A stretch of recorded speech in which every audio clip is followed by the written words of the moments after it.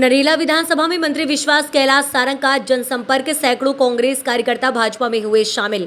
नरेला विधानसभा में भाजपा प्रत्याशी आलोक शर्मा के समर्थन में मंत्री विश्वास सारंग का जनसंपर्क। मध्य प्रदेश में पूरी 29 सीटों पर जीतेगी भाजपा। 400 पार के साथ नरेंद्र मोदी पुनः बनेंगे प्रधानमंत्री। मंत्री सारंग, राहुल गांधी अपनी सीट छोड़कर भाग रहे हैं। पिता राजीव गांधी की अमेठी सीट गंवाने के बाद अब सोनिया की रायबरेली सीट भी करेंगे बर्बाद।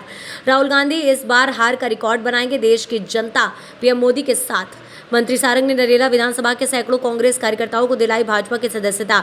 जीतू पटवारी पर एफआईआर दर्ज होने पर मंत्री विश्वास कैलाश सारंग का बयान। जीतू पटवारी कांग्रेस की संस्कृति को आगे बढ़ा रहे हैं। कांग्रेस ने हर समय महिलाओं का अपमान किया है।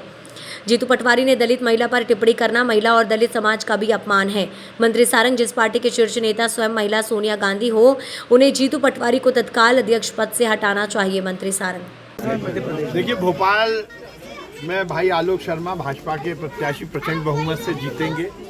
मध्य प्रदेश की पूरी 29 लोकसभा हम जीतेंगे और 400 पार से ऊपर जाकर नरेंद्र मोदी जी इस देश के पुनः प्रधानमंत्री बनेंगे।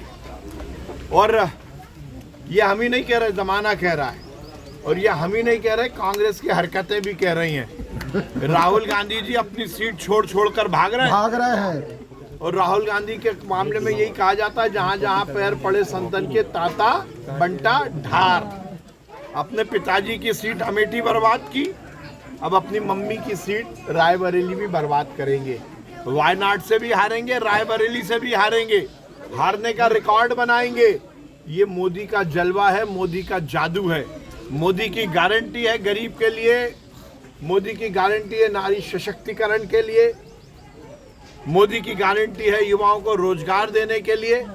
मोदी की गारंटी से ही तो इस देश की संस्कृति के रक्षा का काम हुआ है।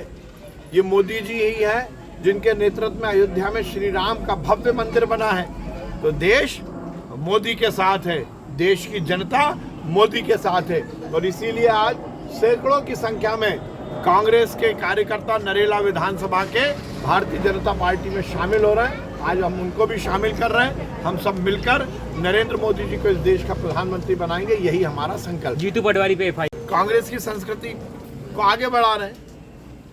कांग्रेस ने हर समय महिलाओं का अपमान किया है, चाहे मीनाक्षी नटराजन जी का मामला हो, चाहे सरला मिश्रा हत्याकांड हो या नैना साहनी हत्याकांड हो।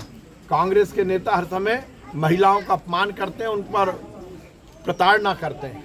और ये नई बात नहीं है, चाहे दिग्विजय सिंह हो, चाहे मणिशंकर अय्यर हो, कमलनाथ हो, हर समय तो उन्होंने महिलाओं का अपमान किया है। पर जीतू पटवारी ने तो हद कर दी। इमरती देवी जैसी दलित महिला का अपमान करना, ये केवल महिला जाति का ही अपमान नहीं है, दलित समाज का अपमान है।